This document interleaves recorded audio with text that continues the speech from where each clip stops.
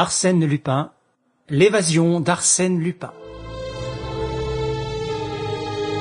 Au moment où Arsène Lupin, son repas achevé, tirait de sa poche un beau cigare bagué d'or et l'examinait avec complaisance, la porte de la cellule s'ouvrit. Il n'eut que le temps de le jeter dans le tiroir et de s'éloigner de la table. Le gardien entra, c'était l'heure de la promenade. « Je t'attendais, mon cher ami !» s'écria Lupin, toujours de bonne humeur. Ils sortirent.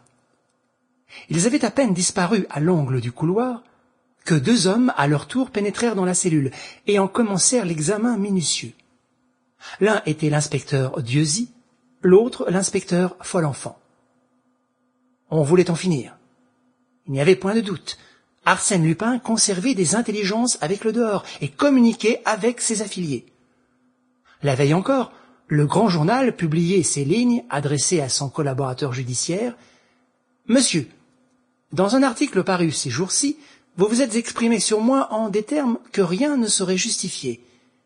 Quelques jours avant l'ouverture de mon procès, j'irai vous en demander compte. Salutations distinguées. Arsène Lupin. » L'écriture était bien d'Arsène Lupin. Donc il envoyait des lettres. Donc il en recevait. Donc il était certain qu'il préparait cette évasion annoncée par lui d'une façon si arrogante. La situation devenait intolérable. D'accord avec le juge d'instruction, le chef de la sûreté, M. Dudouis, se rendit lui-même à la Santé pour exposer au directeur de la prison les mesures qu'il convenait de prendre. Et dès son arrivée, il envoya deux hommes dans la cellule du détenu.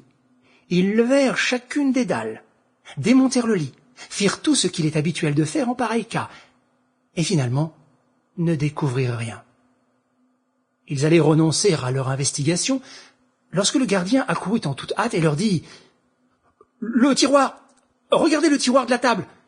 Quand je suis entré, il m'a semblé qu'il le repoussait. » Ils regardèrent, et Dieuzy s'écria « Pour Dieu, cette fois nous le tenons, le client !» Folenfant l'arrêta. « Halte là, mon petit, le chef fera l'inventaire. Pourtant, ce cigare de luxe, laisse le Havane et prévenons le chef. » 2 minutes après, M. Dudouis explorait le tiroir. Il y trouva d'abord une liasse d'articles de journaux découpés par l'Argus de la presse et qui concernaient Arsène Lupin. Puis une blague à tabac, une pipe, du papier dit pelure d'oignon, et enfin 2 livres. Il en regarda le titre. C'était Le culte des héros de Carlyle, édition anglaise, et un Elzévir charmant à reliure du temps, le Manuel d'Épictète, traduction allemande publiée à Leyde en 1634.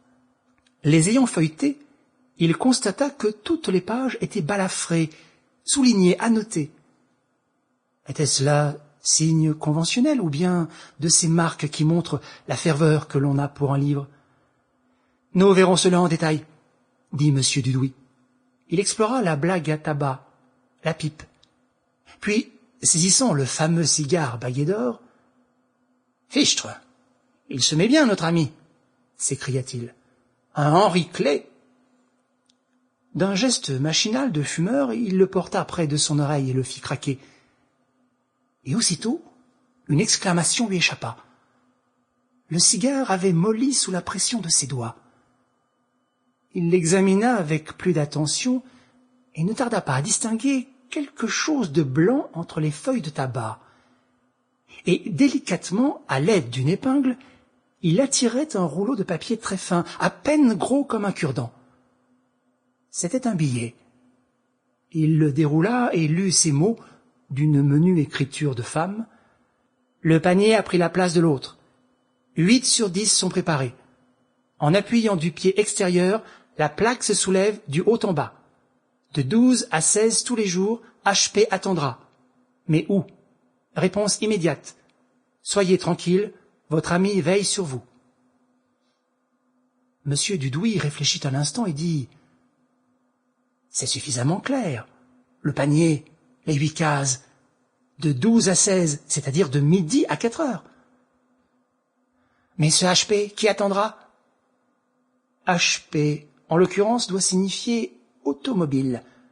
HP, horsepower. N'est-ce pas ainsi qu'en langue... Sample complete. Ready to continue?